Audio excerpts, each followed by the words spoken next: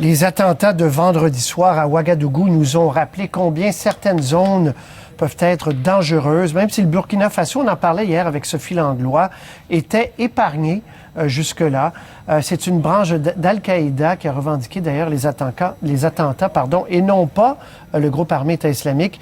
Mathieu Prost, on vous a demandé un peu de nous faire la cartographie de ces groupes terroristes, leur implantation en fait sur la planète, et on voit que ça s'étend.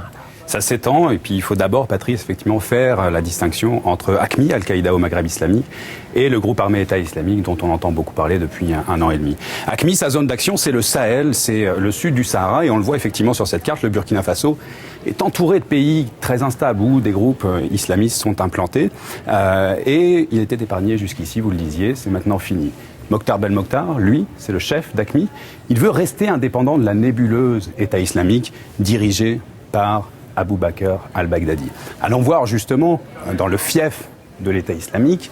On se rappelle en 2014, Abu Bakr al-Baghdadi, qu'on vient de voir, avait décrété un califat à cheval sur la Syrie et l'Irak. Depuis un an et demi, leur emprise sur ces deux pays s'est un peu accrue, mais depuis quelque temps, on note un certain recul, notamment dans les zones du nord ici, au profit des Kurdes, qui sont appuyés par les bombardements de la coalition. Raqqa, notamment, la capitale proclamée des islamistes, est très souvent bombardée.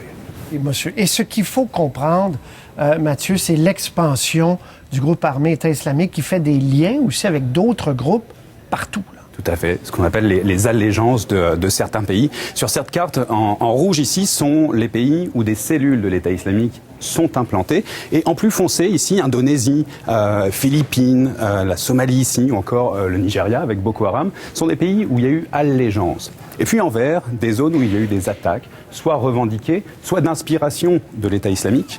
Jakarta, la semaine dernière, évidemment en novembre, en France, à Paris. San Bernardino, en Californie, début décembre, 14 morts. Et puis il ne faut pas oublier aussi, tout près de chez nous, Martin Couture-Rouleau, à Saint-Jean-sur-Richelieu. Il était dans la mire de la GRC parce qu'il voulait se rendre, combattre aux côtés de l'État islamique. Petite dernière séquence, regardez tous ces pays. C'est seulement dans les 3 derniers mois, toutes les attaques liées à l'État islamique qui ont été répertoriées. Donc on voit le maillage dans le monde entier. À quoi il faut ajouter maintenant ici le danger de plus en plus fort d'AQMI, donc au Burkina Faso. Je pense que c'est très clair. On le voit avec votre carte.